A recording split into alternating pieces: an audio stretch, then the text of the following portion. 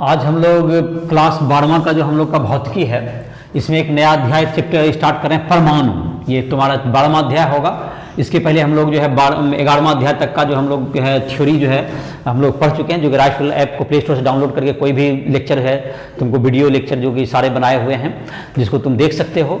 और किसी भी प्रकार के प्रश्न में कोई पूछना हो तो राइफल ऐप को फिजिक्स केमिस्ट्री को प्ले स्टोर से डाउनलोड करके फिजिक्स केमिस्ट्री मैथ किसी भी टॉपिक में हमसे क्वेश्चन क्या कर सकते हो, पूछ सकते हो। तो ये है तुम्हारा जो नया चैप्टर है परमाणु, एटम। तो परमाणु जाहिर है कि किसी भी पदार्थ का सबसे छोटा कण होता है और सबसे छोटा कण होता है परमाणु। जो है तुमको परमाणु के जो तुमको है जे थॉमसन ने कहा था कि परमाणु में सबसे छोटा मतलब कि परमाणु में उपस्थित एक कण जो कि है जिसको इलेक्ट्रॉन की खोज जे थॉमसन ने की थी, जिसका कि कैथोड किरण के प्रयोग के द्वारा उन्होंने इसका पता लगाया था कि परमाणु भी इलेक्ट्रॉन से बने होते हैं। परमाणु के अंदर जो है एक कण ऋण आवेशित कण है जिसका नाम इलेक्ट्रॉन होता है। और परमाणु चूंकि उदासीन होता है तो अगर ऋण आवेशित कण है तो जाहिर है उसमें धन आवेशित कण भी है ही। तो प्रोटॉन, उसमें एक कण जो है प्रोटॉन पाया गया, उसमें मतलब कि परमाणु उदासीन होता है, उस पर कोई आवेश नहीं हो। और परमाणु के अंदर अगर जे थॉमसन ने डिस्कवर किया, मैंने पाया कि उसमें इलेक्ट्रॉन एक कण होते हैं जिससे कि कैथोड किरण प्रयोग में तुमको क्या किया गया है, इलेक्ट्रॉन की खोज हुई। इलेक्ट्रॉन पर ऋण आवेश था और इलेक्ट्रॉन का द्रव्यमान है 9.11 गुना 10-31 किलोग्राम और उस पर इलेक्ट्रॉन का ऋण इलेक्ट्रॉन पर आवेश होता है 1.602 गुना 10-19 कूलम, जिसका हम लोग बहुत बार प्रयोग करते ही आए हैं। और उसके बाद मिलिकन ने एक्चुअली में इसके प्रयोग इलेक्ट्रॉन के आवेश को निर्धारित किया था पहली बार। और इलेक्ट्रॉन के द्रव्यमान का आवेश और इलेक्ट्रॉन का आवेश और इलेक्ट्रॉन के द्रव्यमान का अनुपात प्राप्त किया था तुमको जे थॉमसन ने पहले अपने प्रयोग में। और जब आवेश को निर्धारित हुआ तो उसका द्रव्यमान भी कैलकुलेट कर लिया गया। तो ये सब हुए इलेक्ट्रॉन और परमाणु। उसके प्रोटॉन का जहाँ तक है, प्रोटॉन जाहिर जब इलेक्ट्रॉन ऋण आवेशित कण है और परमाणु उदासीन होता है तो उसमें एक धन आवेशित कण प्रोटॉन होते हैं। तो इस प्रकार से परमाणु के बारे में हम लोग जो सामान्य धारणा है कि परमाणु में क्या क्या है, परमाणु में 3 मौलिक कण, परमाणु में 3 मौलिक कण, 3 मौलिक कण हो जाएगा इलेक्ट्रॉन,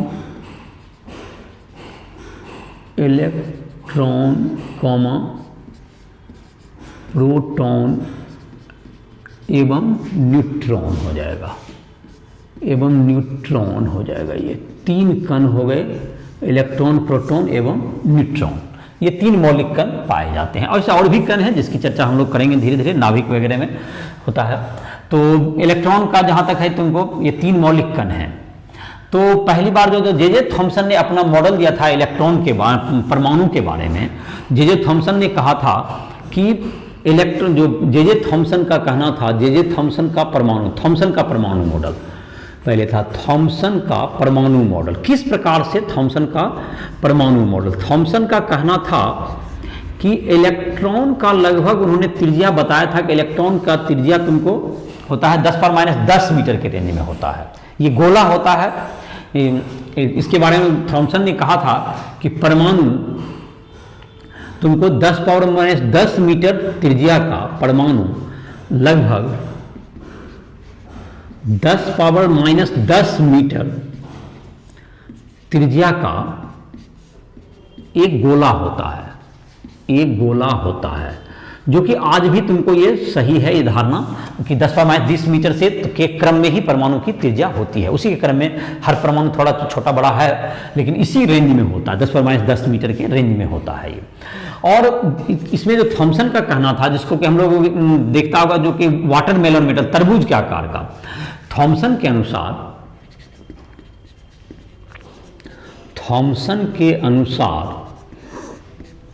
परमाणु में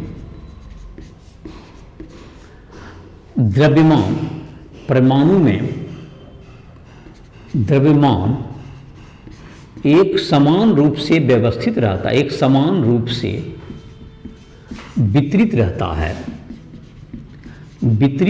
है, जैसे कि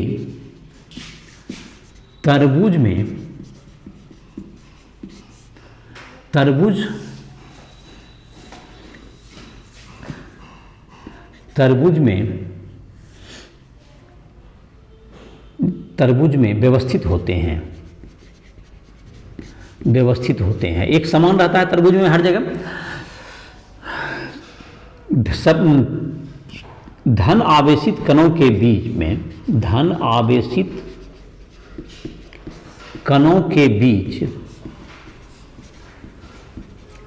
ऋण आवेशित इलेक्ट्रॉन व्यवस्थित रहते हैं। जैसे कि तरबूज में तुमको बीज देखते हो बीच बीच में रहता है, उसी तरह से इलेक्ट्रॉन बीज के रूप में रहता है। जैसे तरबूज के बीज के रूप में, तरबूज के बीज की तरह ये क्या रहता है, बीच बीच में व्यवस्थित रहता है। तो ऐसा कहना था, मतलब इलेक्ट्रॉन बीच बीच में क्या रहेगा तुम्हारा पूरा, जैसे कि तरबूज का जो लाल वाला पार्ट हो गया वो सब धनावेशित कण से बना हुआ है, और बीच बीच में जगह जगह पे क्या रहेगा, ऋणावेशित इलेक्ट्रॉन बीच बीच में इम्बेडेड रहेगा बीज के रूप में। इस तरह से उन्होंने कल्पना की, और हर जगह क्या रहेगा, द्रव्यमान रहेगा, ऐसा उनका सोचना था। ऋणावेशित बीच बीच में बीज के रूप में जैसे जैसे बीज रहता है उसी ढंग से ऋणावेशित रहेगा, और बाकी सब जगह धनावेशित से ये पूरा बना हुआ रहेगा। तो ये तुमको एक समान रूप से ये वितरित होगा, और इसका 10⁻10 मीटर के त्रिज्या का गोला होगा, लगभग त्रिज्या का गोला। ये थॉमसन का कहना था। तो थॉमसन के आधार पर, और इस प्रकार से परमाणु में इलेक्ट्रॉन और प्रोटॉन के मतलब कहते हैं, एक परमाणु क्या होता है, उदासीन होता है। इनका कहना था परमाणु उदासीन होता है। और थॉमसन ने इलेक्ट्रॉन की खोज भी की थी, और इसके आधार पर इलेक्ट्रॉन का द्रव्यमान और आवेश का अनुपात भी उन्होंने ज्ञात किया था, और उन्होंने एक परमाणु का मॉडल दिया कि ऐसा परमाणु का मॉडल होना चाहिए, परमाणु में इस तरह से व्यवस्थित होनी चाहिए। लेकिन ये मॉडल जब रदरफोर्ड, जो कि इसके जो है तुमको इससे करीब करीब 20 साल छोटे उम्र में थे, और दोनों ही मतलब एटॉमिक फिजिक्स वगैरह में काम करते थे, तो उन्होंने इस मॉडल को प्रूव्ड करने के बारे में सोचा। उनको लगा कि सभी को ये बात का था, इन्होंने जो जे थॉमसन ने जो इलेक्ट्रॉन का अपना मॉडल दिया था उसका कोई प्रयोग करके या कोई इसका आधार नहीं था। उन्होंने अपने इलेक्ट्रॉन के तुमको स्थिति को तो जे थॉमसन ने जरूर खोज किया था उसका कैथोड किरण प्रयोग से, लेकिन परमाणु का जो मॉडल उन्होंने प्रपोज किया तो उन्होंने एक मतलब फिजिक्स के सामान्य जो सोच के मुताबिक उन्होंने अपना मॉडल दिया। इसका कोई प्रायोगिक इसकी सत्यता नहीं, इसका सत्यापन नहीं किया गया। तो रदरफोर्ड ने इसके लिए एक जो है अल्फा प्रकीर्णन प्रयोग किया, और ऐसा मानना था सबों का कि जो थॉमसन का जो मॉडल है ये सही होना चाहिए। लेकिन रदरफोर्ड ने अपने प्रयोग में पाया कि जो थॉमसन के द्वारा जो दिया गया है, जो प्रिडिक्ट किया गया कि तरबूज की तरह एक समान रूप से वितरित होता है, जब उन्होंने अल्फा किरण प्रयोग किया तो ये पाया कि नहीं, मतलब ये जो धारणा है, जो थॉमसन का जो तरबूज के आकार का जो मॉडल है, ये मॉडल गलत लगता है परमाणु का। तो उन्होंने इसके बाद अपना एक मॉडल बनाया परमाणु के लिए, जिसमें कि हम लोग आज देखते हैं कि परमाणु के अंदर एक नाभिक होता है, और नाभिक के चारों ओर इलेक्ट्रॉन चक्कर लगाते हैं। तो परमाणु तरबूज की तरह नहीं होता, बल्कि परमाणु का सारा द्रव्यमान उसके बीच में केंद्रित होता है, जिसको हम लोग नाभिक कहते हैं, और इलेक्ट्रॉन उसके चारों ओर चक्कर लगाते हैं वृत्तीयपात में। तो ये जो मॉडल दिया गया रदरफोर्ड के प्रयोग के आधार पर ही निकाला गया। रदरफोर्ड का अल्फा कण प्रकीर्णन प्रयोग। तो रदरफोर्ड ने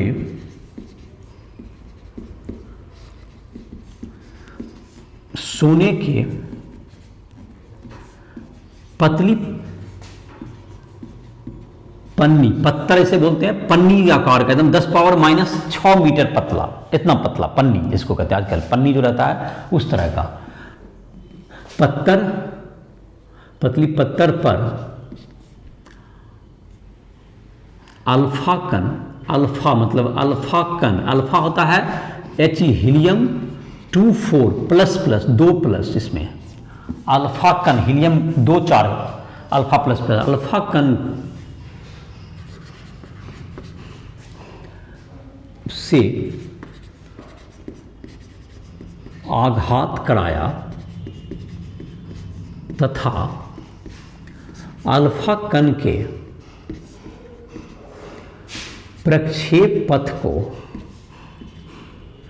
प्रक्षेप पथ को ZNS के पर्दे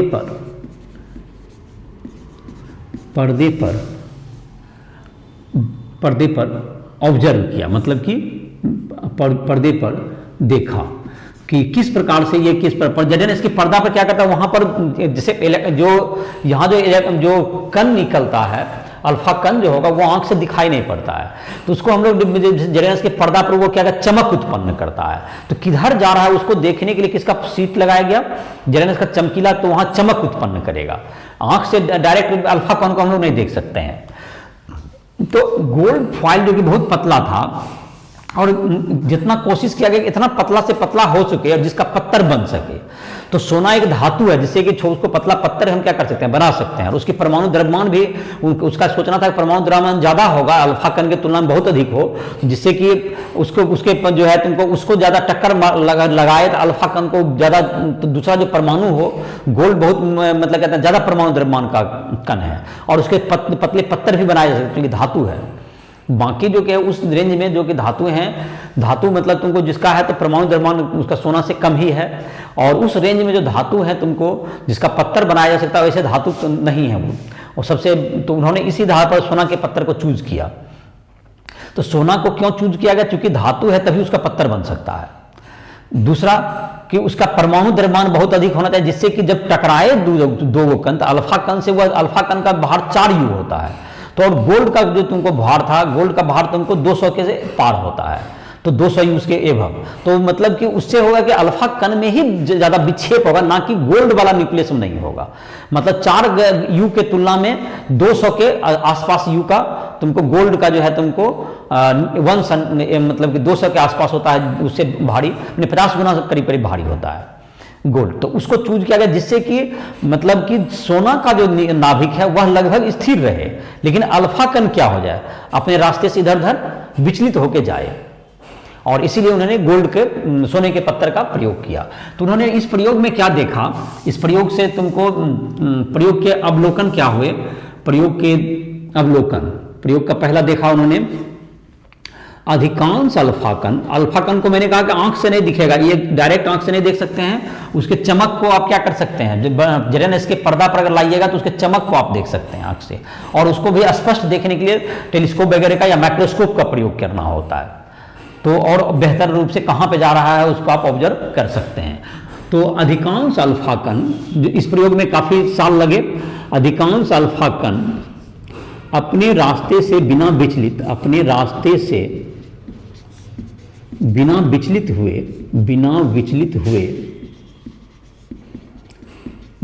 हुए सोने के पत्थर को पार कर जाती है, सोने के पत्थर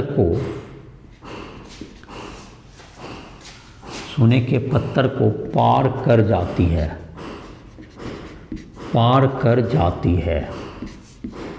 सोने के पत्थर को पार कर जाती है बिना विचलित हुए, मैंने एक इधर उधर कहीं डेविएट, अधिकांश अल्फा कण ऐसा होता है। कुछ अल्फा कण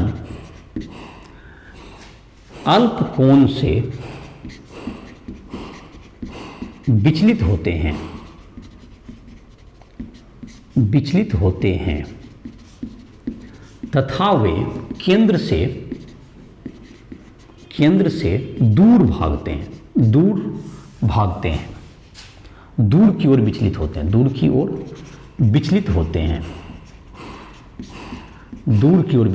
हैं, ये तुमको। तीसरा है, तुमको कह सकते हैं उसका ऑब्जर्वेशन कि अल्फा कण जो तुमको जो है लगभग से 8000 में एक या 10,000 में एक अल्फा कण, 10,000 में एक अल्फा कण लगभग अपनी पूर्व दिशा में, अपनी पूर्व मतलब में एक अल्फा कण वापस लौट जाते हैं। तो ये 3 प्रकार के ऑब्जर्वेशन हुए जिसको हम लोग इस चित्र में देख सकते हैं इस ढंग से। ये 3 प्रकार के जो तुमको, ये अगर सोने का पत्थर हुआ तो अल्फा कण तुमको अल्फा कण बिना विचलित हुए चला गया, और कुछ अल्फा कण जो कि यहाँ केंद्र से है, जो नजदीक जाएगा इसका, जो कि बी करके जो पैरामीटर दिया गया है, जितना नजदीक जाएगा तो ये तुमको इस ढंग से दूर विचलित हो रहा है ये, और ये अल्फा कण तुमको क्या हो गया, ये बिना विचलित हुए चला गया। तो ये 3 तरह। और तुमको दूसरा है, तुमको इसके बाद जो तुम्हारा था ये तुमको विचलित, बिना विचलित हुए चला गया, और जो कि तुमको बीच से जाना चाहता है, जो कि बीच से पास करता है, तो वह क्या हो जाता है, तुमको ये लौट के आना पड़ता है। जैसे क्या होगा, तुमको ये जो अधिकांश अल्फा कण है, ये क्या होगा, तुमको अधिकांश अल्फा कण बिना विचलित हुए चले गए। कुछ अपना क्या होगा, तुमको इस कोण से गया, और जो बीचों बीच जाना चाहता है इस ढंग से, ये इसको लौट के आना पड़ता है। तो ये 3 तरह के अल्फा कण के दिशा देखे गए। और ये जो बी प्राचल है उसके आधार पर कोण वेरी करता है। जैसे जैसे इसका मतलब नाभिक से ये केंद्र से इसका दूरी बढ़ते जाएगा, इसका विक्षेप घटता जाता है। जिस प्रकार से इसका जो कि, और इधर जो कि नाभिक के पास से, जो कि यहाँ से केंद्र के पास से जो गुजरते हैं, वो इसको इसी दिशा में लौटना पड़ता है। और यहाँ पर उसका ये जो चमक, यहाँ पर पर्दा लगा देंगे जेडेनएस का, और यहाँ पर ये जेडेनएस का पर्दा लगा के यहाँ पर क्या कर सकते थे, यहाँ पे इसकी प्रतिदीप्ति यहाँ पे उत्पन्न होगी, और जिसको हम लोग माइक्रोस्कोप या टेलीस्कोप से, माइक्रोस्कोप से हम लोग देख सकते हैं इसको। तो ये तुम्हारा था, यहाँ पर पत्थर है जिसमें कि ये नाभिक, मैंने इसको इस ढंग से दिखाया जा रहा है। तो इस प्रकार से तुमको जो ऑब्जर्वेशन हुआ इसको उन्होंने देखा। तो इस पे प्रयोग से क्या पता चला, ये प्रयोग तुमने 9th क्लास में भी पढ़ा होगा। 11वां का जो तुम्हारा है केमिस्ट्री का जो है लेक्चर, उसमें भी तुम देख सकते हो। राइट ऐप पर भी इन सबों को और डिटेल में देखना चाहते हो, राइट ऐप पर को 11वां का जो क्लास का है केमिस्ट्री का, उसमें भी तुम ऑब्जर्व कर सकते हो। अब है तुमको इसका जैसे है, तुमको अगला है कि रदरफोर्ड मॉडल के प्रयोग के निष्कर्ष क्या हुए। इसका निष्कर्ष क्या हुआ, इसका निष्कर्ष ये हुआ तुमको कि अगर इसमें अल्फा कण के जो अल्फा कण जो दिखाया गया, अल्फा कण जैसे है तुमको, अगर उसका 3 तरह का विश्लेषण हो रहा है, 3 तरह के है, तो इसका मतलब तो ये हुआ कि अल्फा, जो कि हम लोग ये मान के चल रहे हैं कि परमाणु जो है तुमको एक समान रूप से उसमें द्रव्यमान वितरित है, यह मानना गलत लगता है। क्योंकि ऐसा होता, अगर ये सही होता तो तुम्हारा क्या हो पाता, अगर ये सही रहता तो अल्फा कण का जो तुमको है विचलन 3 तरह का नहीं होता, वो जो भी होता 1 तरह का होता। तो इस बात से यह निकलता है निष्कर्ष कि अल्फा कण का जो कि परमाणु का जो मॉडल तुमको जो दिया गया थॉमसन के द्वारा, उस मॉडल में कुछ खामियां लगती है। तो इसके इस मॉडल के आधार पर क्या निष्कर्ष, रदरफोर्ड का परमाणु मॉडल, इस प्रयोग के आधार पर क्या कर सकते हैं, रदरफोर्ड का परमाणु मॉडल। तो अल्फा कण तुमको बिना विचलित होते हैं, इसका मतलब परमाणु का अधिकांश भाग खाली है। एक पहला तो ये निष्कर्ष है, परमाणु का अधिकांश भाग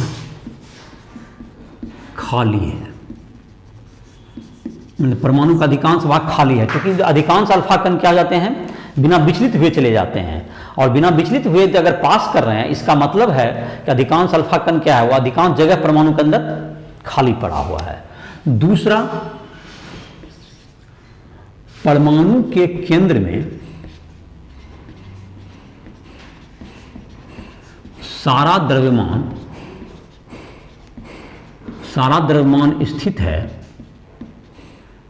जिसे नाभिक कहते हैं, जिसे नाभिक कहते हैं। सारा द्रव्यमान यही है, सारा मतलब कि वहीं उसको नाभिक हम लोग नाम दिए। और नाभिक जो है तुमको अल्फा कण उसमें देखा गया कि दूर भाग रहा है, तो नाभिक अल्फा कण धन आवेशित कण है, और अल्फा कण भी ये देखो, जैसे ये तुम्हारा है अल्फा कण धन आवेशित कण है, अल्फा धन आवेशित है, तो ये दूर भाग रहा है, विकर्षित हो रहा है। तो इसका मतलब परमाणु का नाभिक भी क्या है, धन आवेशित है।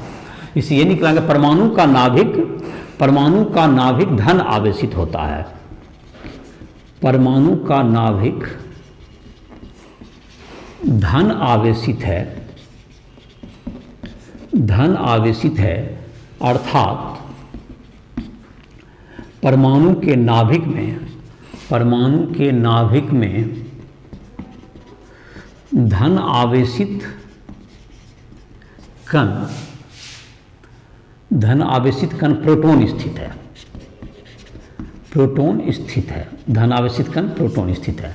और जो न्यूट्रॉन है वह भी तुमको, जो कि बाद में पाया गया, तो न्यूट्रॉन तुमको बाद में, चूंकि जो जब रदरफोर्ड का परमाणु मॉडल बना उसमें न्यूट्रॉन की खोज नहीं हुई थी, तो उसमें न्यूट्रॉन का तो कोई जगह चर्चा ही नहीं था, लेकिन बाद के वर्षों में पाया गया, तो न्यूट्रॉन जाहिर है कि नाभिक में ही क्या है उसे जगह मिला, जो कि बाद के वर्षों में इसे दिया गया जब न्यूट्रॉन की खोज हुई।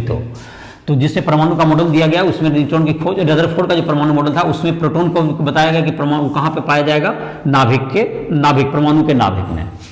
और चौथा तुम देख सकते हो, इसका निष्कर्ष है कि नाभिक में सारा द्रव्यमान भी है, और नाभिक की त्रिज्या परमाणु की त्रिज्या का 10⁻5 गुना, परमाणु जितना जैसे 10,000 में 1 लौटता था, तो नाभिक की त्रिज्या लगभग 10⁻15 मीटर के रेंज में होती है। नाभिक की त्रिज्या 10⁻15 मीटर एवं परमाणु की त्रिज्या 10⁻10 मीटर के क्रम में होती है, तो परमाणु का नाभिक कितना छोटा, मतलब 10⁻5 गुना छोटा होता है, ऐसा कहना था।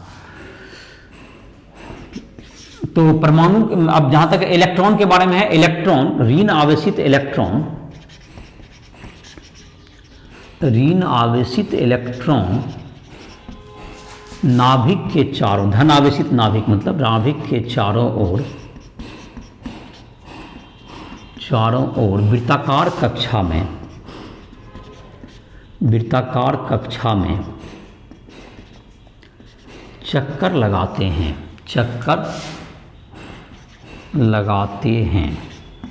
वृत्ताकार कक्षा में चक्कर लगाते हैं।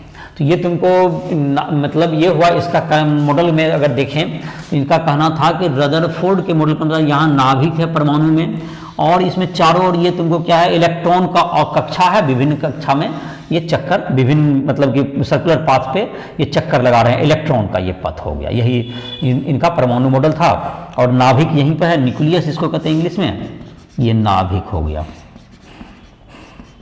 तो ये नाभिक है जिसके चारों ओर इलेक्ट्रॉन का पथ, ये इलेक्ट्रॉन की वृत्तीय कक्षा, इलेक्ट्रॉन का वृत्तीय पथ। इसमें कक्षा नाम तो जहाँ तक है कक्षा का नाम तो बाद में बोर के द्वारा दिया गया था, तो रदरफोर्ड ने तो खैर वृत्तीय पथ का चर्चा किया था, वृत्तीय पथ में चक्कर लगाता है। और इलेक्ट्रॉन का ऑर्बिट जो शब्द है वो परमाणु रदरफोर्ड के मॉडल से नहीं आया बल्कि बोर के मॉडल से आया है। तो ये तुमको हुआ रदरफोर्ड का परमाणु मॉडल हो गया तुम्हारा, कि तुमको इलेक्ट्रॉन जो है उसके चारों ओर चक्कर लगा रहा है, ऋण आवेशित इलेक्ट्रॉन, और जो नाभिक होता है वो धन आवेशित होता है। तो ये मॉडल तुम पहले से भी परिचित हो गए, ये सब तो पढ़ते ही आए होगे, 9th क्लास में पढ़ा होगा, 11 में भी पढ़ा है। तो ये सब तुम्हारा मॉडल है परमाणु का। अब जैसे कि यहाँ पर तुमको 2 उदाहरण दिए हुए हैं, 12.1 और 12.2 देखते हैं। एक जहाँ तक कि है 12.1 में जहाँ तक उदाहरण दिया हुआ है एनसीईआरटी का बुक में, तो 12.1 उदाहरण में ये दिया हुआ है कि अगर जिस प्रकार यह जो व्यवस्था है तुमको परमाणु की, जहाँ तक जो व्यवस्था है जिसमें कि नाभिक के चारों ओर इलेक्ट्रॉन चक्कर लगाते हैं रदरफोर्ड के अनुसार, तो हमारे जो कि सौर परिवार है, सोलर सिस्टम है, उसमें भी तो इसी तरह की व्यवस्था है कि सूर्य के चारों ओर क्या करते हैं, मतलब जो ग्रह है चक्कर लगाते हैं। तो उस ग्रह में जैसे कि एक पृथ्वी है, हमारा ग्रह है, तो पृथ्वी भी सूर्य के चारों ओर चक्कर लगा रहा है। इलेक्ट्रॉन भी क्या कर रहा है, इलेक्ट्रॉन नाभिक के चारों ओर चक्कर लगाता है। तो उसका जो इलेक्ट्रॉन का जो नाभिक है, तुमको इलेक्ट्रॉन का जो एनसीईआरटी उदाहरण 12.1 देखते हैं। नाभिक का परमाणु की त्रिज्या बटे नाभिक की त्रिज्या, अगर इसका अनुपात हम लोग ले लें तो 10 पावर परमाणु की त्रिज्या है और 10 पावर माइनस 10 मीटर है बटे 10 पावर माइनस 15 मीटर, तो ये लगभग 10 पावर 5 मीटर में आता, 10 पावर 5 के रेंज में आता है ये अनुपात। और पृथ्वी जो सूर्य का जो त्रिज्या होता है,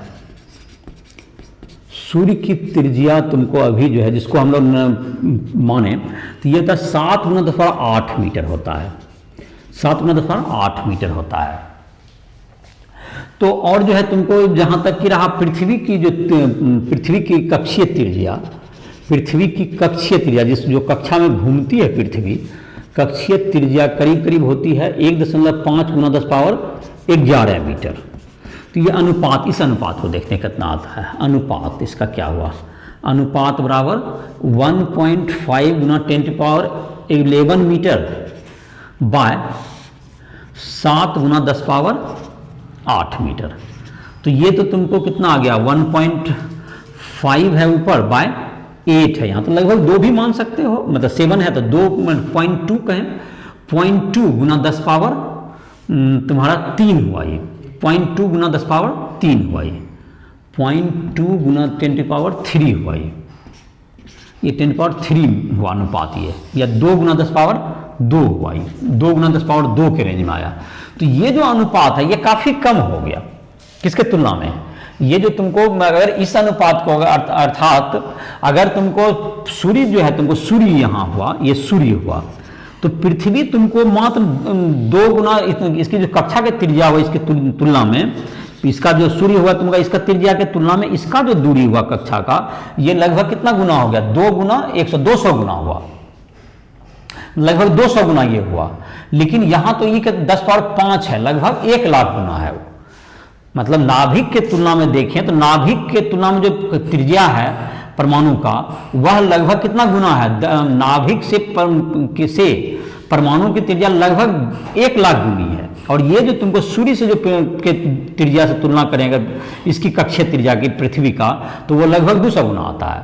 तो अगर इस रेशियो 10⁻1 लाख गुना है, तो इसको पृथ्वी को और क्या करना पड़ेगा, दूर जाना पड़ेगा, पृथ्वी को काफी गुना दूर क्या होना पड़ेगा।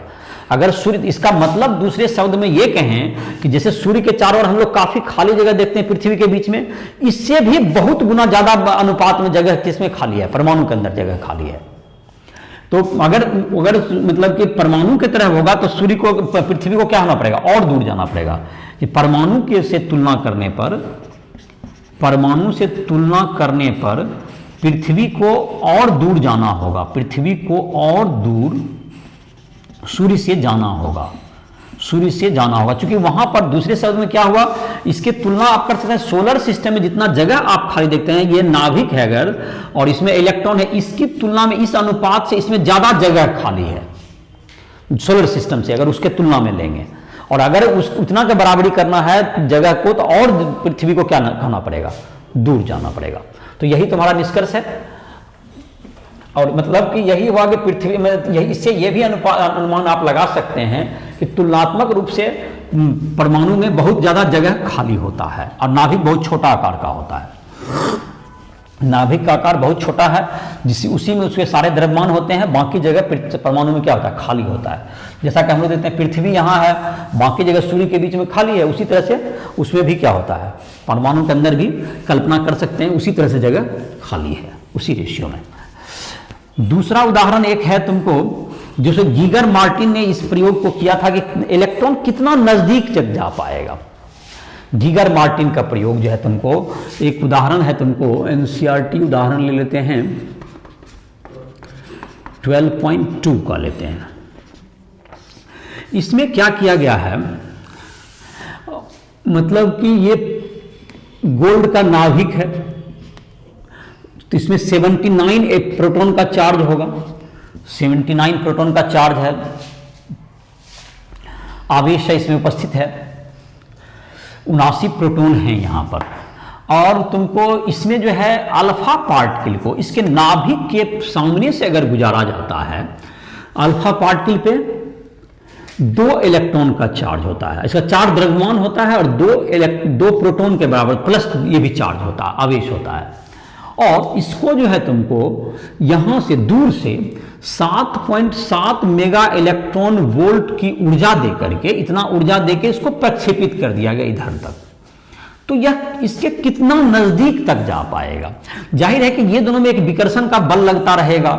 ये 79 यहाँ ई है, यहाँ पे 2 ई है, ये दोनों विकर्षित करेगा, तो ये बल धीरे धीरे इसको रोकेगा और इसके गति का विरोध करते रहेगा। तो एक ऐसा समय आएगा जबकि ये जाते रहेगा, जिसको वेग है तो यहां तक जाएगा, और बहुत करीब जाकर न्यूनतम दूरी पर जाकर अल्फा कण जो कि है यहां पर जाकर के, जो फाइनली ये डी दूरी पर यहां से कहें, ये जाके क्या हो जाएगा, कुछ दूरी जहां तक न्यूनतम दूरी, ये डी हो गई न्यूनतम दूरी, इससे नजदीक नहीं जा पाए, क्योंकि जब विरोध करता रहे, जैसे जैसे नजदीक जाएगा बल और बड़ा होते जाएगा, और कहीं ना कहीं वो इसे क्या कर देगा, रोक देगा, और जब ये रुक जाएगा तो फिर विकर्षण बल के कारण ये दूर ही चलता जाएगा, जिसको कहते हैं कि ये जो अल्फा कण कहते हैं ना, इधर से आता है इधर लौट जाता है। उसका कारण यही है कि इसका जो विकर्षण बल है इसके कारण ये इसको धीरे धीरे इसको रोकते जाएगा, और एक ऐसा स्थिति आएगा कि इसको रोक करके फिर जब बल इधर लग रहा है इधर भागते चला जाएगा। इसी को कहते हैं कि ये जो 10,000 में एक अल्फा कण लगभग लौट जाता है। तो प्रश्न यह है कि इसमें कितना नजदीक तक ही जा पाएगा, न्यूनतम दूरी कितना होगा, जब उसे हम लोग कितना मेगा इलेक्ट्रॉन वोल्ट एनर्जी से दिए हैं 7.7 मेगावाट। तो जाहिर है कि इसमें जो कि स्थितिज ऊर्जा और गतिज ऊर्जा है जो कि एक दूसरे में परिवर्तित होते रहेगा, लेकिन ऊर्जा पूरा संरक्षित रहेगा। तो प्रारंभिक गतिज ऊर्जा जो स्थितिज ऊर्जा बराबर अंतिम गतिज ऊर्जा जो स्थितिज ऊर्जा, अंतिम गतिज ऊर्जा जोड़ स्थितिज ऊर्जा के जोड़ के बराबर होगा ये। तो ये तुम्हारा जो है अंतिम प्रारंभिक गतिज ऊर्जा है। तो गतिज ऊर्जा तुमको 7.7 मेगा इलेक्ट्रॉन वोल्ट का इसके पास है, और स्थितिज ऊर्जा क्या हो जाएगा, शून्य हो जाएगा, क्योंकि स्थिति 1/4πε0। ये गतिज ऊर्जा हो गया 7.7 गुना 10⁶ इलेक्ट्रॉन वोल्ट में है, तो इसको ई दे दीजिए यहाँ पर, ई के बराबर मैंने जूल में बदलने के लिए, प्लस 1/4πε0 79E गुना 2E बाय इन्फिनिटी दूरी है, अनंत दूरी है, तो जीरो हो जाएगा। अब यहाँ आइए, यहाँ पर रुक जाएगा, जब इसको तुमको क्या करना होगा, ये रुक जाएगा जब, तो ये क्या हो जाएगा 1/4πε0 79E गुना 2E बाय आर या डी दूरी तक आ गया ये, तो ये डी दूरी हो गया। तो तुमको हो गया 7.7 और ई 7.7 ई के बराबर हो गया। तो 7.7 ई जैसे है, तुमको यहाँ पे जीरो हो गया, तो 17.7 गुना 10⁶ ये हो गया 7.7 गुना 10⁶ ई, ये जीरो ही हो गया, इसको छोड़ दीजिए, बराबर क्या हो गया 1/4πε0 जिसका वैल्यू था 9 गुना 10⁹ गुना 79 गुना ई का वैल्यू रख दीजिए 1.6 गुना 10⁻⁻⁹ और गुना 2 गुना 1 ई रहने दीजिए जो कैंसिल हो जाएगा इधर से, इसलिए ई को, और ई दोनों ई क्या हो गया तुम्हारा, ये कैंसिल आउट हो गया, चलिए उसको कैंसिल आउट मानिए। तो डी बराबर क्या हो जाएगा, दिस बाय दिस, तो डी बराबर क्या आ गया तुम्हारा आएगा 9 × 10⁹ इंटू 79 इंटू 79 इंटू 1.6 गुना 10⁻⁻⁹ गुना 2 बटे 7.7 गुना 10⁶ और ई तो तुम्हारा कैंसिल हो ही चुका है, इतना मीटर का दूरी आ जाएगा। तो ये दूरी लगभग आएगा 3 गुना 10⁻14 मीटर, 3 गुना 10⁻14 मीटर, इतना करीब तक ये जा पाएगा। ये 30 गुना 10⁻15 मीटर, 30 फेम्टोमीटर, 30 फर्मी भी इसको कहते हैं, 30 फर्मी के दूरी तक ये जा पाएगा इसके नीचे। और ये जो प्रयोग किया गया है, ये तुमको प्रयोग किया गया गीगर मार्टिन प्रयोग कहलाता है। ये जो एक्सपेरिमेंट जो किया गया था ये गीगर मार्टिन प्रयोग है। ये कितना नजदीक जाएगा, इलेक्ट्रॉन का न्यूनतम अल्फा कण का क्लोजेस्ट डिस्टेंस, ये तुम्हारा। तो किस प्रकार से यहाँ पे ऊर्जा संरक्षण किया गया देख लो। तुम्हारा स्थिति तुमने गति ऊर्जा दिया 7.7 मेगा इलेक्ट्रॉन वोल्ट, और स्थिति ऊर्जा पहले क्या होगा 1/4πε0 Q1 Q2 बाय R होता है। तो R का मान पहले अनंत था तो उसको जीरो कर दिए, बाद में D हो गया, और इस तरह से क्या हो गया इसका तुमको मान निकल गया। तो ये हो गया 11.2। अब है तुमको इलेक्ट्रॉन की कक्षा देखते हैं। इलेक्ट्रॉन जब घूम रहा है तो उसमें जाहिर है कि ये जो कि प्लस और माइनस जो कि वहां पर होगा, कोई भी वृत्ताकार पथ में घूमता है तो उसके लिए अभिकेंद्र बल की जरूरत पड़ती है। तो यहां पर जो अभिकेंद्र बल है वह तुमको कहां से मिल रहा है, नाभिक में। नाभिक के चारों ओर इलेक्ट्रॉन चक्कर काट रहे हैं वृत्ताकार पथ पर। तो इलेक्ट्रॉन की कक्षाएं,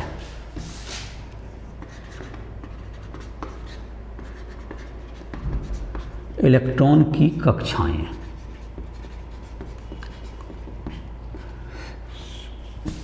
इलेक्ट्रॉन नाभिक के चारों ओर, नाभिक के चारों ओर वृत्ताकार पथ पर पथ पर चक्कर लगाते हैं, वृत्ताकार पथ पर चक्कर लगाते हैं और नाभिक एवं इलेक्ट्रॉन के बीच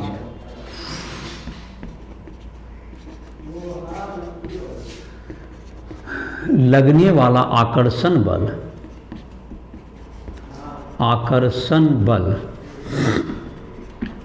वृत्ताकार पथ पर घूमने के लिए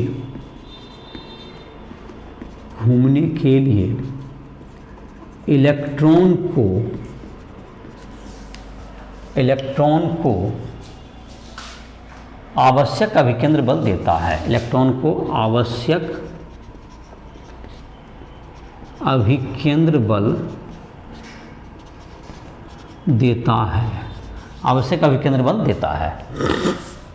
तो ये आवश्यक अभिकेंद्र बल जो दे रहा है वो कौन देगा तुमको, जो कि इलेक्ट्रॉन प्रोटॉन के बीच में जो लग रहा है आकर्षण बल लग रहा है। जैसे यहाँ पर मान लेते हैं कि अगर हाइड्रोजन का एटम देखें तो हाइड्रोजन के एटम में एक इलेक्ट्रॉन है यहाँ,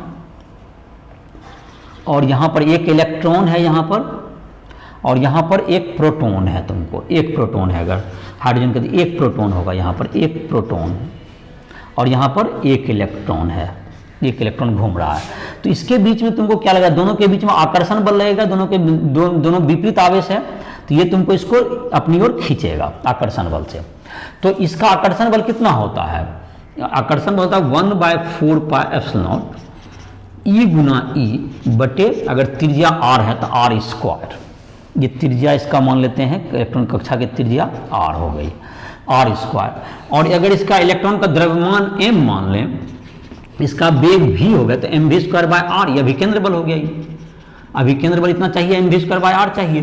तो ये जो तुम्हारा R स्क्वायर और R कट जाएगा तो R का वैल्यू आ जाएगा तुमको, R बराबर आ गया तुमको, इसकी जो कक्षा की त्रिज्या हो गई mv² × R बराबर, तो R बराबर क्या होगा तुमको, एक R स्क्वायर और R कट गया तो दैट्स इक्वल टू क्या हो गया, E² बटे 4πε0 mv²। यही होगा तुमको क्या चीज़ की, कक्षा की त्रिज्या हो गई, कक्षा की त्रिज्या हो गई। या इसकी गतिज ऊर्जा का मान देखें, गतिज ऊर्जा बराबर हाफ mv², तो गतिज ऊर्जा में यहाँ पर mv², एक तो R तुम्हारा mv² हो जाएगा तुम्हारा, तो mv² तो एक R कट जाएगा तो ये तुमको गतिज ऊर्जा हो जाएगा। तो इलेक्ट्रॉन की गतिज ऊर्जा कितनी हो जाएगी, इलेक्ट्रॉन की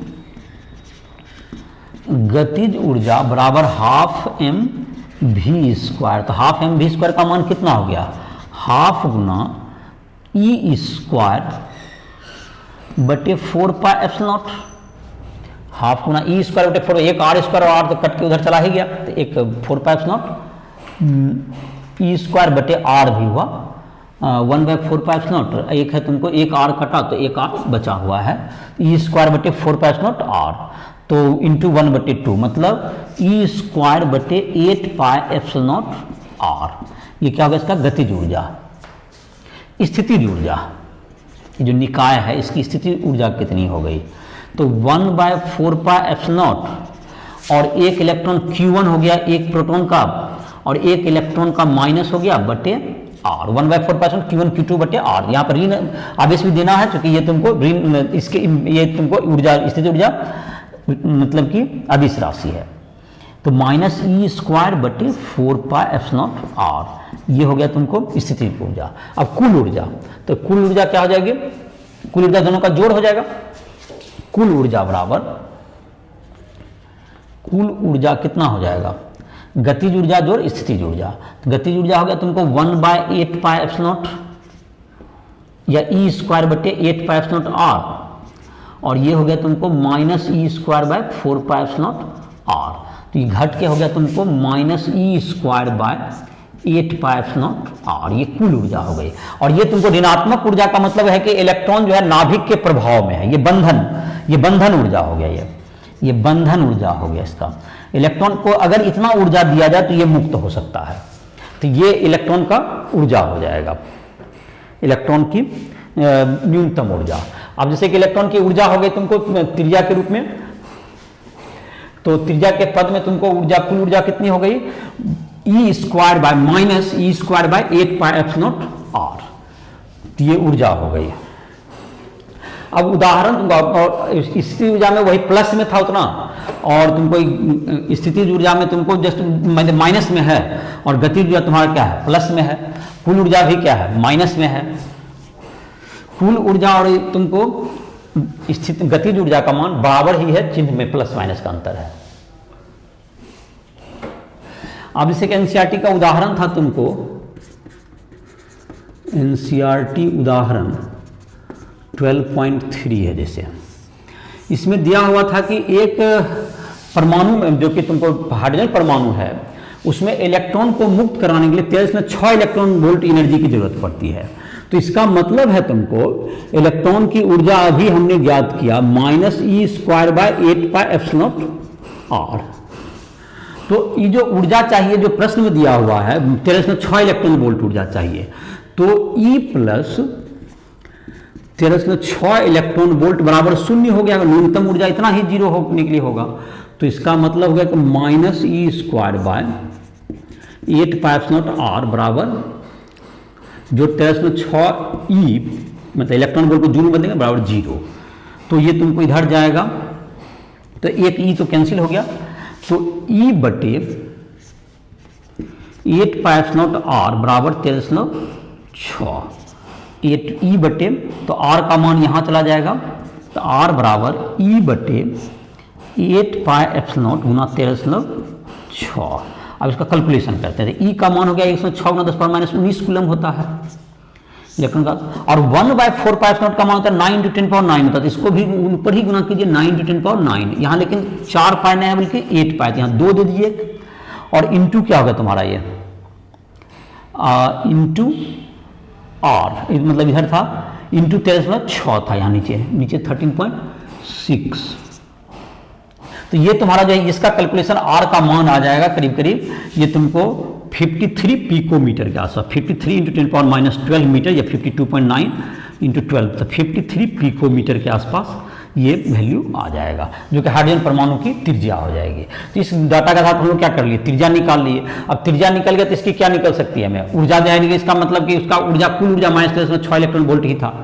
तो ये तुम्हारा हो गया इलेक्ट्रॉन की कक्षा की त्रिज्या निकल गई इससे, जो कि कितना इलेक्ट्रॉन वोल्ट ऊर्जा था दिया, 13.6 इलेक्ट्रॉन वोल्ट, उससे तुमको इसकी त्रिज्या निकाल लिया गया। अब इसके बाद हम लोग देखेंगे कि हाइड्रोजन में तुमको जो है स्पेक्ट्रम कैसा बनता है, इसकी ऊर्जा कितनी होती है, किस कक्षा की, इन सबों के बारे में हम लोग अगले लेक्चर में तुमको पढ़ाई करेंगे। तो इसी के साथ तुमको इस लेक्चर को समाप्त कर रहे हैं। जिस स्टूडेंट को कोई भी दिक्कत हो फिजिक्स केमिस्ट्री मैथ में, तो राइस ऐप के माध्यम से हमसे संपर्क कर सकता है। तो इसी के साथ लेक्चर को समाप्त कर रहे हैं।